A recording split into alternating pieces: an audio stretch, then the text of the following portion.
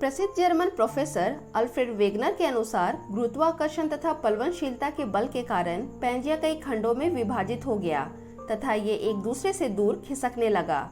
उत्तरी अमेरिका, दक्षिणी America, Africa और यूरेशिया के प्लेट एक दूसरे से अलग होकर पश्चिम की ओर खिसक गए। इस विस्थापन के परिणाम स्वरूप उत्तरी तथा दक्षिण अमेरिका के पश्चिम छोर में मोड़ पड़ गए, क्योंकि सागरीय प्लेट एवं स्थलीय प्लेट में टकराव हुआ और इस कारण से उत्तर अमेरिका तथा दक्षिण अमेरिका में क्रमशः रॉकीज एवं एंडीज पर्वत श्रृंखलाओं का निर्माण हुआ। वहीं जुरासिक युग में गोंडवाना लैंड का विभाजन हो गया तथा ज्वारीय बल के कारण प्रायद्वीपीय भारत, मेडागास्कर, ऑस्ट्रेलिया तथा अंटार्कटिका गोंडवाना लैंड से अलग होकर अलग अलग दिशा में प्रवाहित हो गए। इसी समय उत्तर तथा दक्षिण अमेरिका ज्वारीय बल के कारण पश्चिम की ओर प्रवाहित हो गए, जिससे अटलांटिक महासागर बना और लगभग 1000 किलोमीटर चौड़ा हो गया। उस युग में स्थल भाग समान गति से प्रवाहित नहीं हो रहे थे। वहीं अटलांटिक महासागर जो एस अक्षर का रूप लिए हुए था, वह उत्तर तथा दक्षिण अमेरिका के पश्चिम दिशा में प्रवाहित होने के कारण बन पाया। लगभग 5-6 करोड़ वर्ष पूर्व प्लीस्टोसीन युग में महाद्वीपों ने वर्तमान स्थिति से लगभग मिलता जुलता आकार धारण कर लिया था।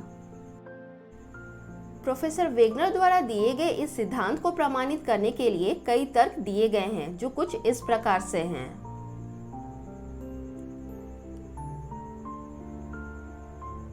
वेगनर महोदय के अनुसार अटलांटिक महासागर के दोनों तटों पर भौगोलिक समानता पाई जाती है। अगर दोनों तटों को आपस में मिलाया जाएगा तो यह मिल जाएंगे, ठीक उसी तरह जिस तरह किसी वस्तु के दो टुकड़ों को पुनः मिलाया जा सकता है।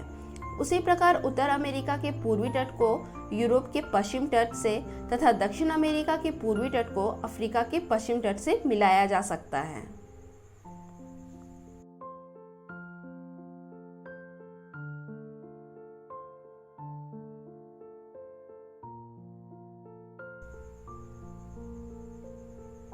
साथ ही साथ अटलांटिक महासागरों के दोनों तटों पर एक ही प्रकार के जीव अवशेषों एवं वनस्पतियों के अवशेषों का मिलना भी यह प्रमाणित कर देता है कि तट कभी एक दूसरे से जुड़े हुए थे।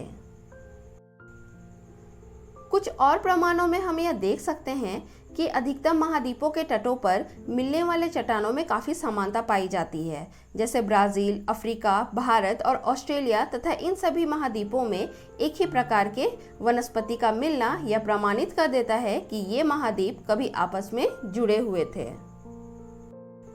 इन सभी तर्कों के अलावा भारतीय प्लेट एवं यूरेशियन प्लेट के टकराव से तेथिस सागर में महान हिमालय पर्वत का निर्माण एवं हिमालय की चोटियों में जलीय अवशेषों का मिलना प्रोफेसर वेगनर के महाद्वीपीय विस्थापन सिद्धांत को पूरी तरह से प्रमाणित कर देने का तर्क प्रदान कर देता है।